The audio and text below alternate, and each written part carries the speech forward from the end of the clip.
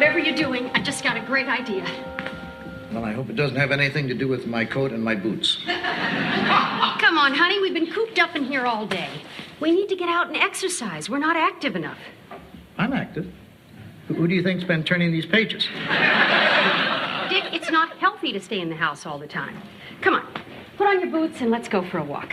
What are you doing? I can put on my own boots. Well, then do it. I don't want to. I mean, it's snowing. It's 8 degrees out there. Why do we have to do it now? Because it'll be invigorating. It'll be invigorating later. Like when? Like spring. Dick, you need exercise. Without it, your muscles atrophy, your arteries clog, your heart gets weak and shrivels up. You want to just lie there like a lump and deteriorate? I'd like to give it a shot. I'll tell you what. If you let me lie here and deteriorate today, I'll go for a walk tomorrow. You promise? I cross whatever is left of my heart. Okay.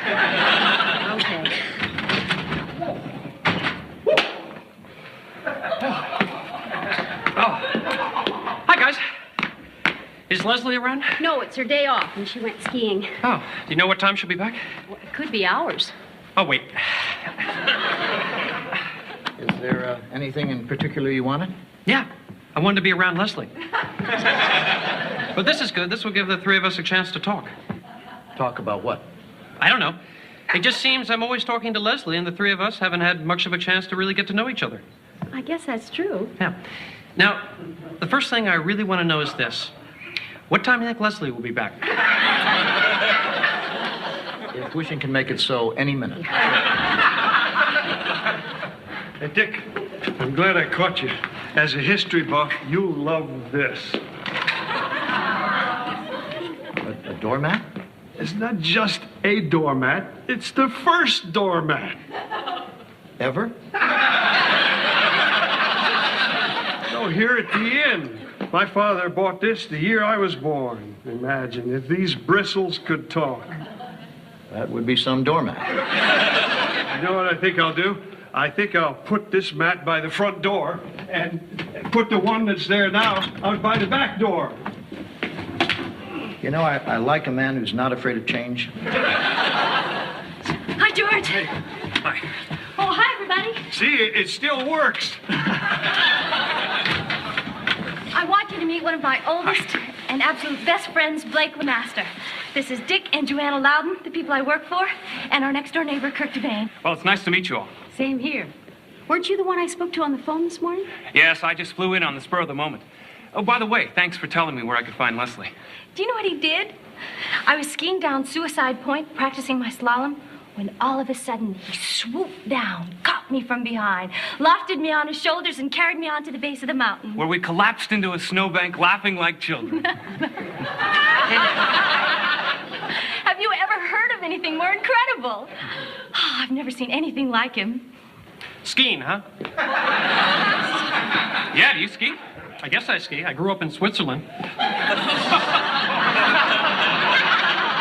I know Switzerland. What part? The snowy part. If you're from Switzerland, what happened to your accent?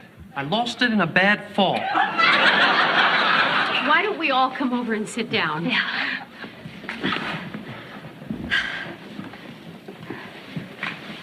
So, you say you two have known each other for a long time? Since childhood. It's always been Blake and Leslie, Leslie and Blake. All the way through high school. We were inseparable. Ha, silly, superficial high school. Sounds like it was pretty serious to me. Well, we did go steady for 4 years. Yeah, but that's because everybody went steady. And we did spend those 3 months together touring Europe. Show me two kids who didn't. So what caused you two to break up? We just had different things we wanted to do. I remember we were on a boat in the middle of the Mediterranean. And I wanted to go to Turkey, and Leslie wanted to go to school. It's always the same old story. So what do you do now, Blake? Oh, this and that. Will you listen to him? Believe me, if it's a challenge, if it's dangerous, if it's never been done before, Blake will do it. We sound like twins. Say, I got an idea. Why don't the three of us have dinner tonight? Oh, that'd be great. Only I invited Blake to have dinner here tonight. If that's okay with you two. It's fine with us. We'd love to have you. And you're welcome to stay the night. Thanks a lot. I'd like that. Oh, I hope you don't mind, Kirk. Maybe tomorrow. No, fine.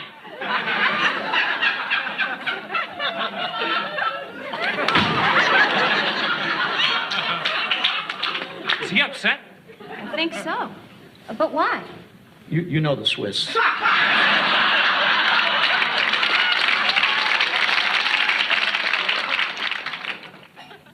Look at how smooth the snow is out there.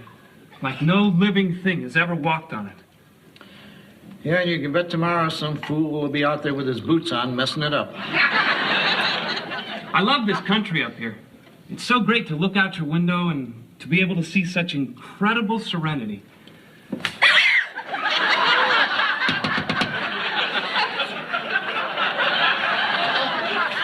Kirk's here. Hope everybody's hungry. Well, it smells delicious. Oh, I'm sure it will be. Joanna's a great cook. Honey, listen, I meant to explain. I wasn't expecting this many people, and we really didn't have anything in the house, so I had to run out. And the only thing that looked really good at the store... This is lamb, isn't it? Yeah, but I made your favorite potatoes. Mashed? I made your second favorite potatoes. Hi, everyone. Sorry I'm late. Just as I was getting ready to leave, I had to put out a grease fire. I guess that's one of the hazards of running a restaurant. It was under my car. Anyway, I brought you this. Oh, Kirk, how sweet. Thank you. You didn't have to do that. It's an ashtray from my souvenir shop. Put your butt here. Cute, huh? Almost makes me wish I smoked. Okay, why don't you all sit down? Thanks again for inviting me. Well, like you said when you called, you weren't doing anything. Leslie, where are you sitting? Right here. I'm there. Thank you. Thank you. Joanna, thank you for going to all this trouble. Yeah, I love lamb. Who doesn't?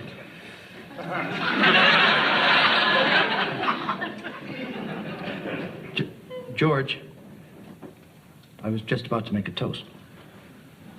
All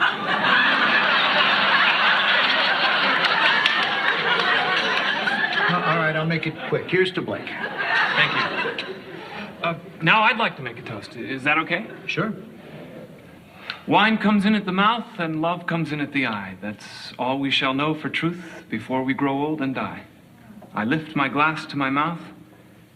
I look at you and I sigh.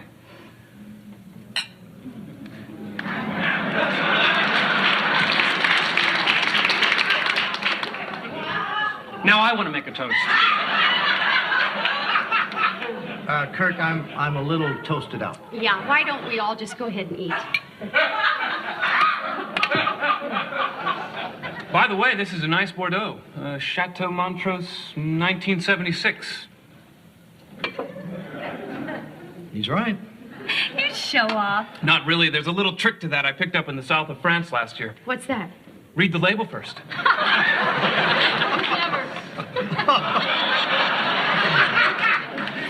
You know, I once picked up a little trick in the south of France.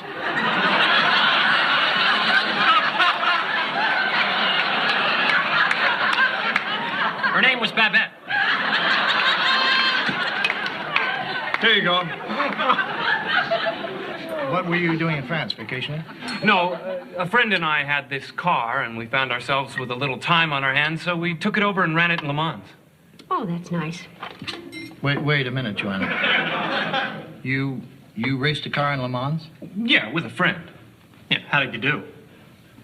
Kirk, when someone has raced a car at Le Mans, you don't ask how they did. I mean, what matters is they raced a car at Le Mans. And won. Wow.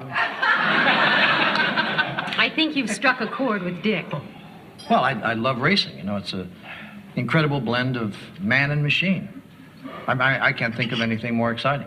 How about watching the sun coming up over Mount Kilimanjaro? Oh, yeah.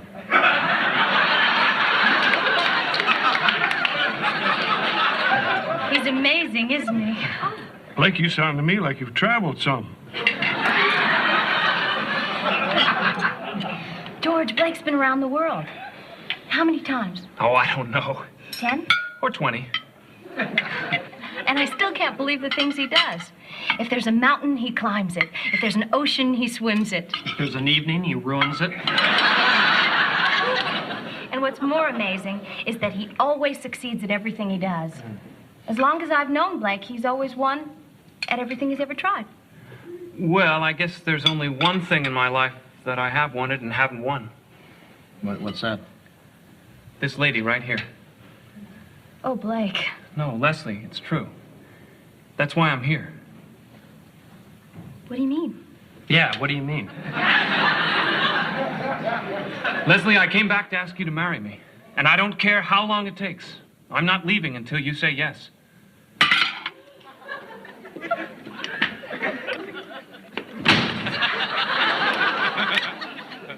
I'm sorry, I was eating. What did you say?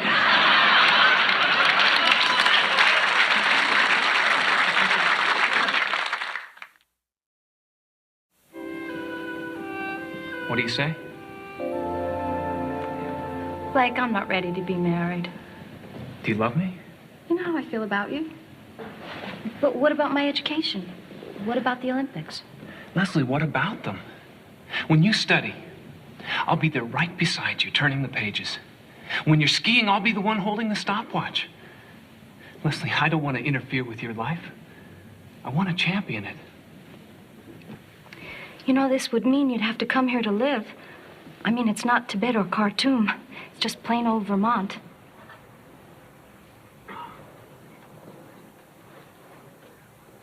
Not that Vermont can't be fun. What do you say?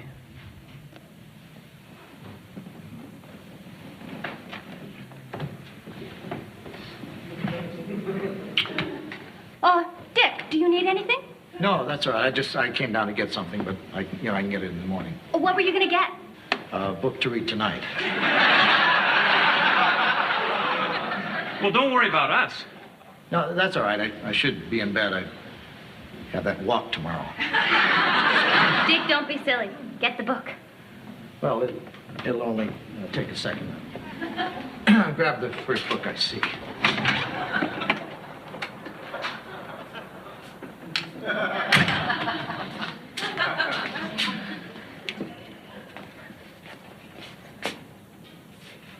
Kirk? Oh, hi, Dick. How did you get in here? What's the difference how I got in here? The point is I'm losing Leslie. I don't think you ever had Leslie. You don't have to actually have someone to lose them. Did Rex Harrison have Audrey Hepburn? Did Humphrey Bogart have Ingrid Bergman? Go home, Kirk. It's late. Go home to what? To a crummy little cafe with a cheap souvenir shop and formica tables? That's all my life is now without Leslie. That's all it was before. You're a real fountain of sympathy, Dick. Well, I'm sorry, Kirk. I know you're feeling bad, but it's not like you're losing her to some jerk. I mean, you're losing her to a great guy. Probably the greatest guy I've ever met in my life. What do I do, Dick? I mean, you must know what it's like to lose a guy like you. Well, there was one time I was in college. We worked on this radical student newspaper. Wait a minute. You, Mr. Pennyloafer, worked on a radical newspaper? I was the editor.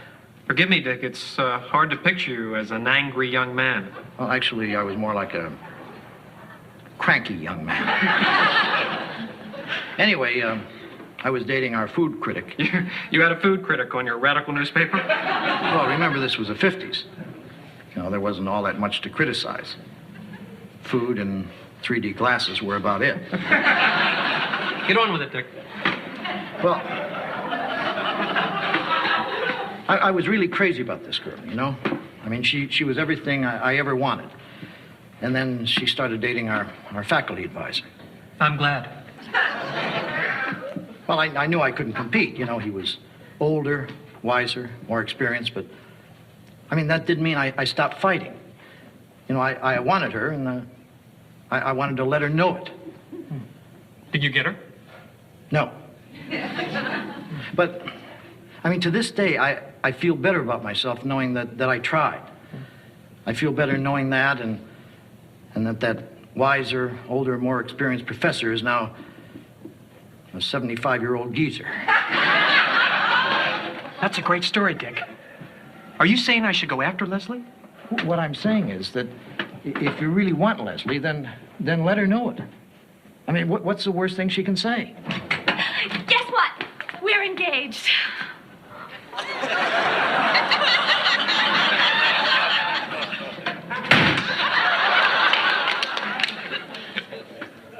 I guess he can't wait to tell everyone.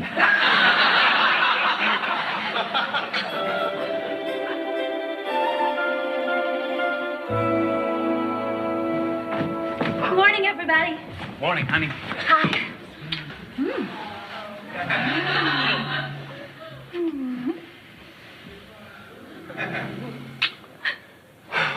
I love her. I guess. Okay, I'm ready. Me too. Oh, that's right. Today's your walk. Yeah. Yeah, we have a nice day for it, too. It stopped snowing. The thermometer shot up to 10. This is going to be good for both of us. It's going to put color in our cheeks. It's going to make us feel better. We're going to love it. You're right. All right, let's get it over with.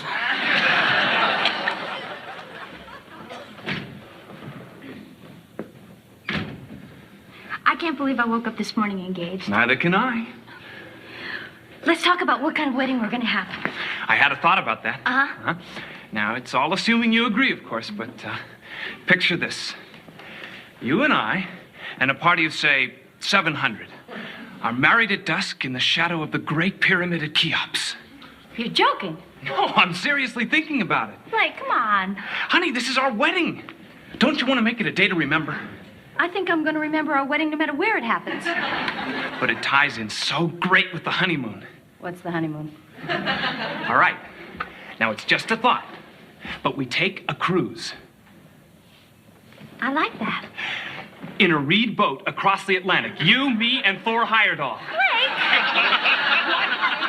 It's great. Nobody's ever done that before. Not even Thor Heyerdahl. Blake, what's the matter with you? Why can't our just getting married be enough? Well, what's wrong with making it a little exciting? I mean, what do you want, honey? Family and friends in some rinky-dink chapel followed by a week in Niagara Falls?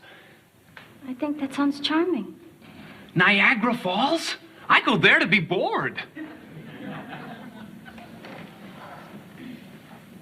You'll never change, will you? What are you talking about? Why do you want to marry me? Why do I want to marry you? I want to marry you because... Because I've always been something you couldn't have. And now that I've agreed, you're looking for something else you can't have. All I'm looking for is a little adventure. You're looking for things that'll kill us. Gee, Leslie, I was all pumped up about this. Now what do we do?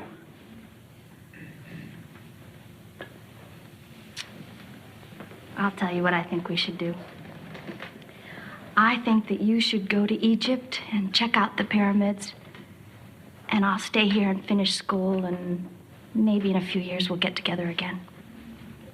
Let me see if I understand this. You're dumping me. Yeah. Now I want you even more. Leslie, what did you expect? That I would walk out that door and forget about you?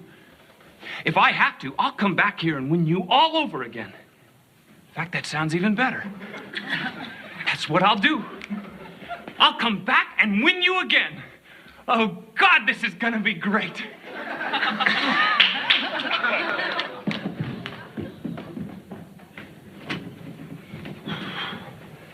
Well, I understand. Congratulations are in order. They were last night. Congratulations. They're not this morning. Oh, I'm sorry. No, that's okay. We're still friends. Then congratulations. Back already? 10 degrees is a lot colder than it looks. How far did you get?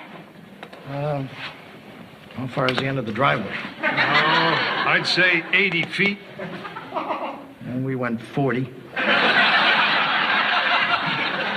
Well, the main thing is we did get out. Yeah, if we keep this up in a week or two, we should be able to get our mail. Yeah, have you two heard about Blake and Leslie? Yes, isn't it wonderful? Well, I guess it is.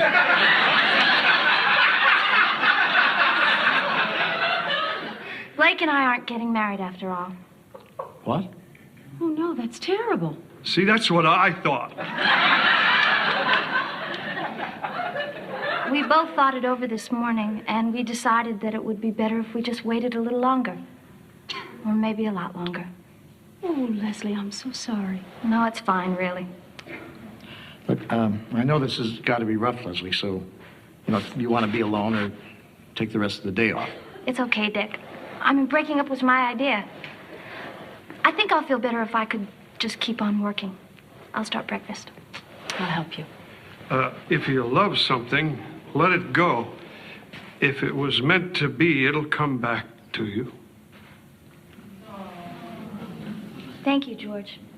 Makes me feel a lot better.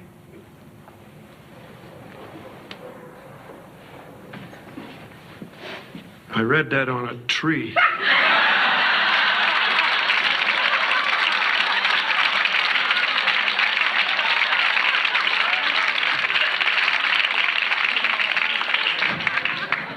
Well, I did it. Did what? Got engaged to a woman I don't love. What are you talking about, Kurt? I took your advice. I got even. I never said get even. Well, whatever you said. I went out last night and started proposing until I found a woman who would marry me.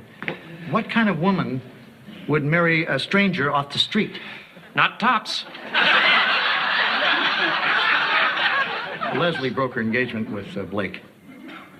Can I use your phone?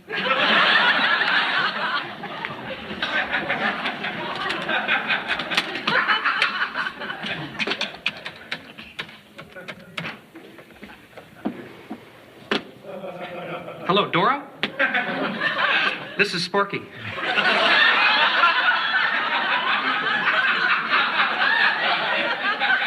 Listen, I know it's early, but I wanted to catch you before your truck pulled out.